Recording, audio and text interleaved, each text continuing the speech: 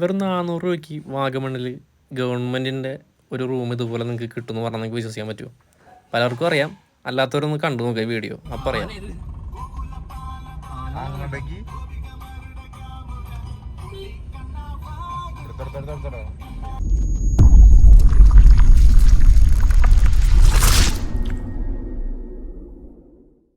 Hello friends, എല്ലാവർക്കും M4 Malayalam എന്ന YouTube ചാനലിൽ പുതിയൊരു വീഡിയോയുടെ സ്വാഗതം. നമ്മളങ്ങനെ വാഗമണ്ണെത്തി. വാഗമണ്ണ് ടൗൺ എത്തിയിട്ടില്ല, നമ്മളിവിടെ അങ്ങനെ ഒരു നല്ലൊരു അറ്റ്മോസ്ഫിയർ കണ്ടപ്പോൾ നിർത്തിയാണ്. ഇവിടുത്തെ ഒരു കാഴ്ച എന്നൊക്കെ പറഞ്ഞിട്ടല്ലോ, ഒന്നും പറയാല്ല. ഞങ്ങൾ വരുന്ന സമയത്ത് ഇവിടെ ഒന്നും ഉണ്ടാവില്ല, പെട്ടെന്ന് ഒന്നും കാണാതായി. ഇതാണ് അവസ്ഥ ഇവിടുത്തെ. അയ്യോ, ഒരേ വൈ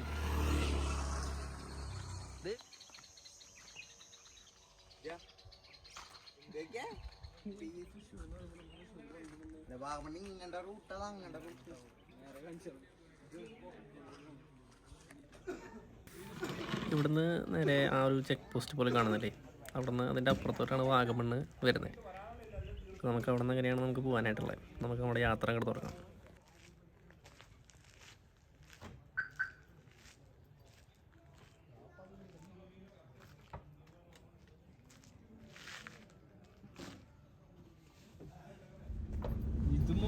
വൈബ് എന്ന് പറഞ്ഞല്ലോ, കാണുമ്പോ തന്നെ കാശ്മീർ മറ്റേ ഇതാണ് നീ അത് മൂന്നാറിനല്ലേ അങ്ങനെ പറയാ. നമ്മൾ ഇത്രയും കഷ്ടപ്പെട്ട് കുടിച്ചിട്ട് ആ ഒരു മരത്തിന്റെ വ്യൂ നോക്കിയേ.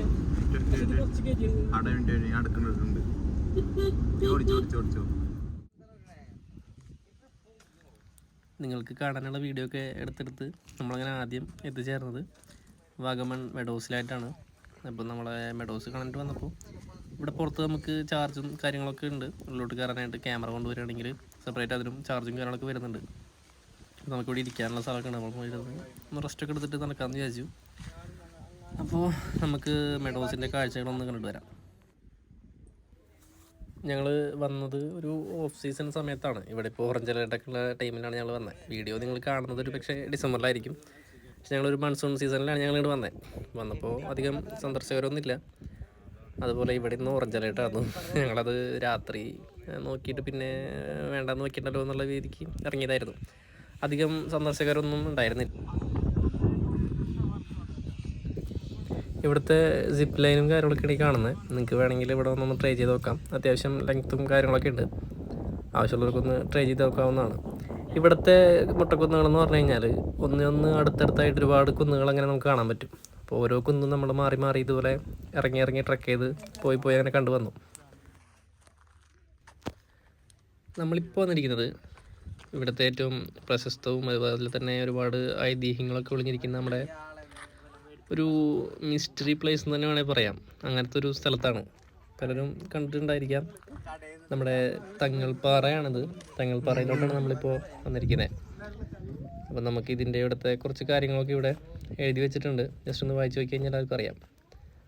അപ്പോൾ ഇവിടെ വന്നിട്ട് നമുക്ക് ഇവിടുത്തെ കാഴ്ചകളൊക്കെ എന്താണ് കാര്യങ്ങളൊക്കെ ഒന്ന് അറിയാമെന്നുള്ളൊരു ക്യൂരിയോസിറ്റി കാരണമാണ് നമ്മളിപ്പോൾ ഇവിടെ എത്തിയിട്ടുള്ളത്. അത്യാവശ്യത്തിന് നടക്കാനായിട്ടുണ്ട്. ശാരീരികമായിട്ട് ബുദ്ധിമുട്ടുകളും കാര്യങ്ങളൊക്കെ ഉള്ളവർ ഇവിടെ താഴത്ത് റെസ്റ്റ് എടുത്തിട്ട് ബാക്കിയുള്ളവർ കയറി പോവുകയാണ് ഏറ്റവും നല്ലത്. പ്രായമുള്ളവരൊക്കെ ആയിട്ട് ചെല്ലാൻ നിന്ന് കഴിഞ്ഞാൽ കുറച്ച് ബുദ്ധിമുട്ടായിരിക്കും. അത്യാവശ്യം കയറാനായിട്ടുണ്ട്, നല്ല ട്രക്കിംഗ് ഉണ്ട്.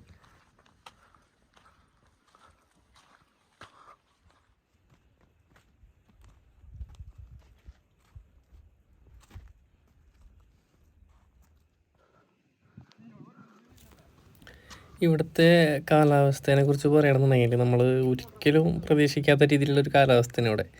ഒരു സെക്കൻഡ് ഇവിടെ മഞ്ഞില്ലെങ്കിൽ അടുത്ത സെക്കൻഡ് നമ്മൾ മുഴുവനായിട്ട് മഞ്ഞ് കൊണ്ട് മൂടിപ്പോവും. ആ ഒരു രീതിയിലാണ് ഇവിടുത്തെ ഒരു കാലാവസ്ഥയും കാര്യങ്ങളൊക്കെ. കോടമഞ്ഞ് കൊണ്ട് നിറഞ്ഞു തുളുമ്പുന്നൊരു കാലാവസ്ഥയാണ് ഇവിടെ എപ്പോഴും. ഈ സീസണിൽ മാത്രമല്ല, എല്ലാ സീസണിലും ഇങ്ങനെ തന്നെയാണെന്നാണ് നമ്മളിവിടെ അന്വേഷിച്ചപ്പോൾ പറഞ്ഞത്. നമുക്കിവിടെ പോകുന്ന ഓരോ വഴിയിലും ഇതുപോലെ ഏരോ മാർക്കുകൾ, ഇപ്പം എൻ്റെ കാലിൻ്റെ അടിയിൽ നോക്കിക്കഴിഞ്ഞാൽ കാണാം ഒരു ഏരോ മാർക്ക് ഇട്ടിട്ടുള്ളത്. അത് ഫോളോ ചെയ്ത് പോയി കഴിഞ്ഞാൽ നമുക്ക് ഈ പറഞ്ഞ തങ്ങൾപ്പാറയിലോട്ട് എത്താനായിട്ട് പറ്റും.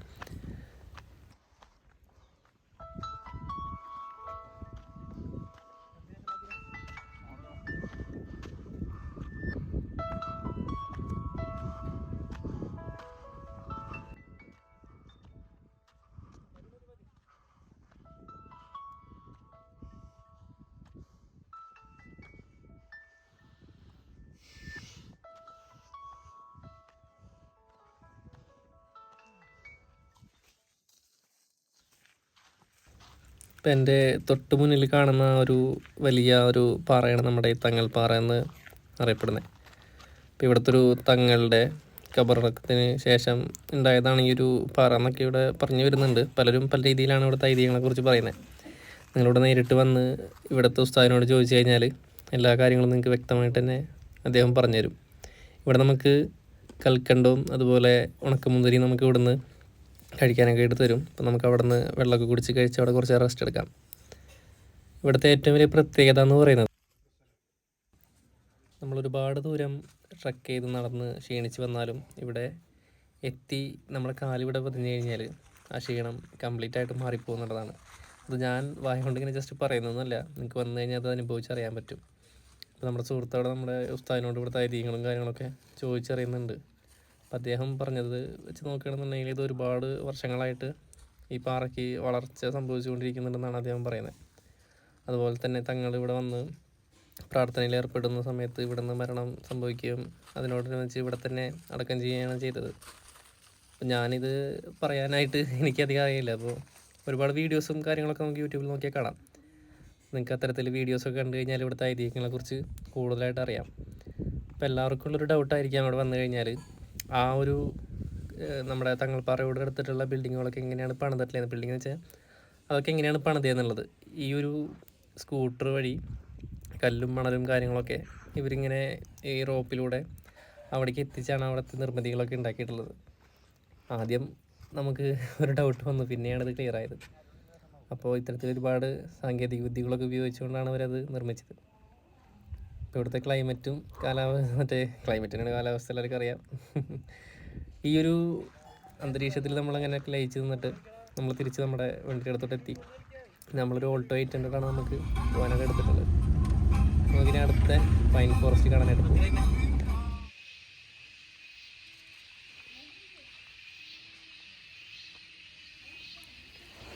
നഗരത്തിൻ്റെ തിരക്കുകളിൽ നിന്നും ശബ്ദത്തിൽ നിന്നൊക്കെ മാറി വളരെ ശാന്തമായിട്ടുള്ള നാച്ചുറലി ഉള്ള ആ ഒരു ശബ്ദം ആസ്വദിച്ചുകൊണ്ട് നമുക്കിവിടെ ഒരുപാട് നേരം നിൽക്കാനായിട്ട് പറ്റും. ചീവീടുകളുടെയൊക്കെ ആ ഒരു മ്യൂസിക്കും എല്ലാം കേട്ട് നമുക്കിവിടെ ഒരുപാട് നേരം സ്പെൻഡ് ചെയ്യാം. നമ്മുടെ തിരക്കുകളും അതുപോലെ സ്ട്രെസ്സും എല്ലാം ഒന്നൊഴിഞ്ഞ് കുറച്ച് സമയം നമുക്ക് നന്നായി സ്പെൻഡ് ചെയ്യാനായിട്ട് ഇവിടെ പറ്റും.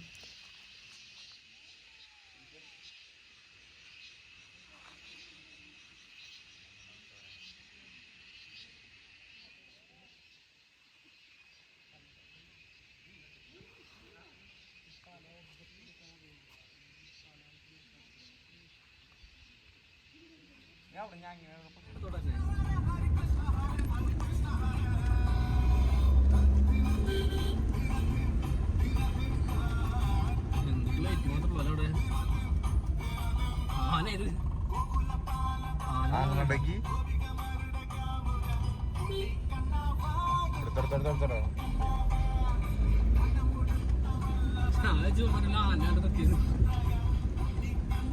തമിഴ്നാടാണത്.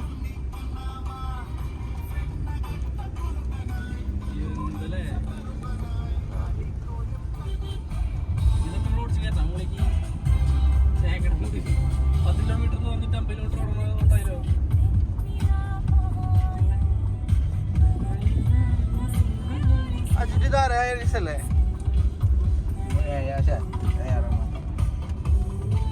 പറഞ്ഞ പോലെ ഇത് മെർസലല്ലേ, റഹ്മാനല്ലേ. നമ്മളിപ്പോൾ ഇലപ്പാറ ടൗണിലാണ് എത്തിയിരിക്കുന്നത്. നമ്മുടെ സ്റ്റേ എടുത്തിരിക്കുന്നത് നമ്മൾ ഇവിടെ തന്നെയാണ്. ഇവിടുത്തെ PWDയുടെ ഗസ്റ്റ് ഹൗസാണ് നമ്മൾ ഇന്ന് താമസിക്കാനായിട്ട് തിരഞ്ഞെടുത്തിരിക്കുന്നത്. നിങ്ങൾക്ക് ഗസ്റ്റ് ഹൗസ് ബുക്ക് ചെയ്യണമെന്നുണ്ടെങ്കിൽ PWD ഗസ്റ്റ് ഹൗസ് നമുക്ക് നെറ്റിൽ സെർച്ച് ചെയ്ത് കഴിഞ്ഞാൽ വെബ്സൈറ്റ് കിട്ടും. അതുവഴി നമുക്ക് ബുക്ക് ചെയ്യാവുന്നതാണ്. ഒരാൾക്ക് 220 ആ റേഞ്ചൊക്കെയാണ് ഇവിടുത്തെ സ്റ്റേ വരുന്നത്. അപ്പോൾ നമുക്കൊരു റൂം എടുത്തു കഴിഞ്ഞാൽ ഒരു എക്സ്ട്രാ ബെഡൊക്കെ പറഞ്ഞു കഴിഞ്ഞാൽ 3 പേർക്ക് 4 പേർക്കൊക്കെ സുഖമായിട്ട് താമസിക്കാൻ പറ്റും. അപ്പോൾ നമുക്ക് നമ്മുടെ PWD റെസ്റ്റ് ഹൗസ് എവിടെയാണെന്നുള്ള കണ്ടുപിടിച്ചിട്ട് അവിടേക്കാണ് നമുക്കിനി പോകേണ്ടത്.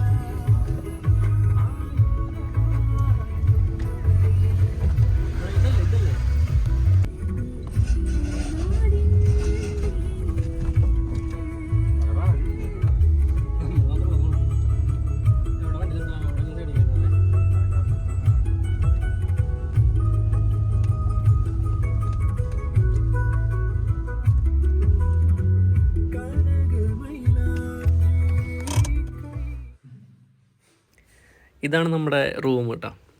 ഞാൻ നേരത്തെ റേറ്റ് പറഞ്ഞപ്പോൾ 220 പറഞ്ഞല്ലേ. ശരിക്കും 200 രൂപയാണ് ഒരാൾക്ക് റേറ്റ് വരുന്നത്. ഈ റൂമിന് നമുക്ക് ആകെ 400 രൂപയാണ് ചിലവ് 2 പേര് വരികയാണെന്നുണ്ടെങ്കിൽ. ഇതൊരു ഡബിൾ റൂമാണ് കേട്ടോ, ഡബിൾ കട്ടിലൊക്കെ ഉള്ള ഒരു ഡബിൾ റൂമാണ്. നമ്മൾ 3 പേരാണുള്ളത്, 3 പേർക്ക് കൂടെ 550 രൂപയാണ് നമുക്കിവിടെ ചാർജ് ചെയ്യുന്നുള്ളൂ. 2 പേരാണെങ്കിൽ 400 രൂപയുടെ ആവശ്യമുള്ളൂ. ഒരാൾക്ക് എക്സ്ട്രാ ബെഡിനൊരു 150 ആണ് അവർ ചാർജ് ചെയ്യുന്നത്. നല്ല നീറ്റ് ആൻഡ് ക്ലീൻ ആയിട്ടുള്ള റൂം തന്നെയാണ്. അത്യാവശ്യം വലിയൊരു ബാത്റൂം നമുക്ക് വരുന്നുണ്ട്.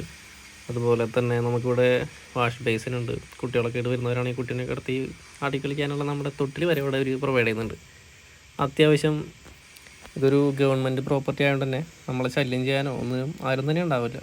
നല്ല നീറ്റ് ആൻഡ് ക്വാളിറ്റി ആയിട്ട് നമുക്ക് പീസ്ഫുള്ളായിട്ട് ഇവിടെ താമസിക്കാൻ പറ്റും. നമുക്കപ്പോൾ പുറത്തെ വ്യൂ ഉണ്ടാകുമ്പോൾ കാണാം. Hi hi.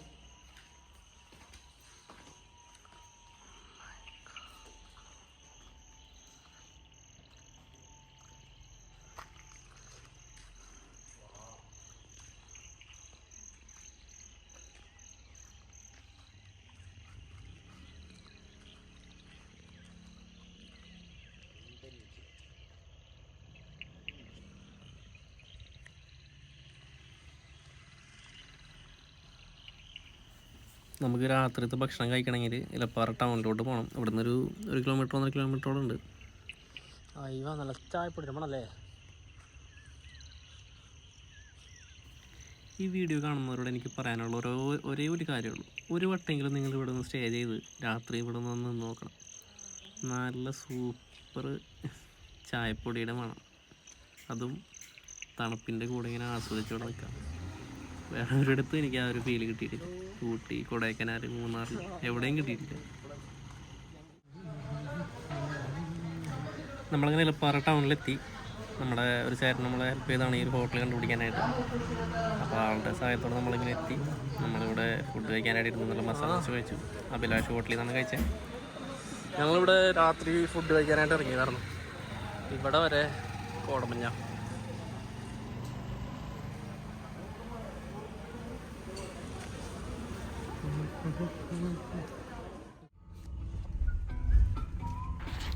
ഇത് ശരിക്കും രാത്രിയല്ല കേട്ടോ, പുലർച്ചയായി. ഒരു 5 മണിയോടെ അടുത്ത സമയം. ഞങ്ങൾ ഇന്നത്തെ യാത്ര ഇവിടുത്തെ അവസാനിപ്പിച്ച് നാട്ടിലോട്ട് തിരിക്കാന്നുള്ള പരിപാടിയിലാണ്. കാരണം ഇവിടെ നല്ല മഴ പെയ്തു രാത്രി. റെഡ് അലേർട്ടിനുള്ള സാധ്യത ഉണ്ടെന്നാണ് ഇവിടുത്തെ ചേച്ചി പറഞ്ഞത്. അതുകൊണ്ട് തന്നെ നമ്മൾ യാത്ര തിരിക്കാന്നുള്ള പ്ലാനിലാണ്. പോകുന്ന വഴിയിൽ നമുക്ക് അങ്ങനെ ഡ്രീം വേൾഡിലൊക്കെ ഒന്ന് കയറി വിളിച്ചിട്ട് അങ്ങനെ പോകാമെന്നാണ് വിചാരിക്കുന്നത്. അടിച്ച് വിളിച്ചിട്ട് പോകാന്നുള്ള ഒരു പ്ലാനിൽ നമ്മളങ്ങനെ ഇറങ്ങി.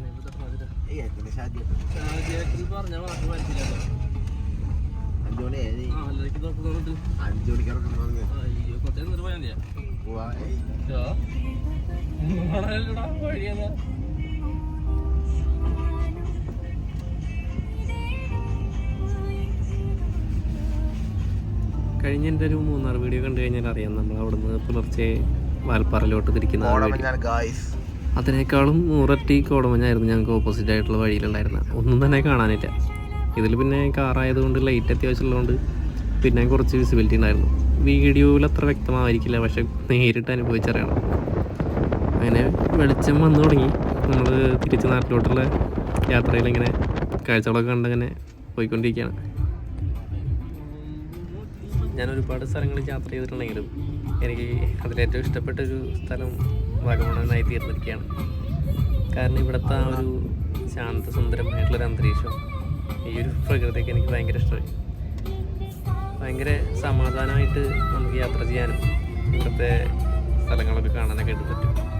സമാധാനം ആഗ്രഹിച്ച് യാത്ര ചെയ്യുന്നവർക്ക് പെട്ടെന്ന് പോയി വരാവുന്ന ഒരു സ്ഥലം തന്നെയാണ് നമ്മുടെ വാഗമൺ.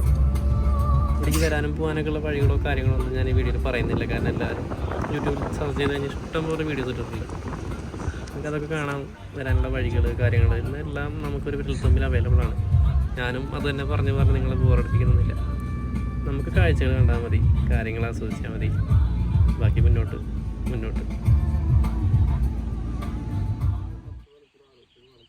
അങ്ങനെ നേരമൊക്കെ വെളുത്തു, തണുത്തീറനണിഞ്ഞ് നിൽക്കുന്ന നമ്മുടെ തേയിലച്ചെടികളുടെ കൂടെ ഞാനും അവരുടെ ഓരോ ഫോട്ടോ ഒക്കെ എടുത്ത് അങ്ങനെ കൂടി.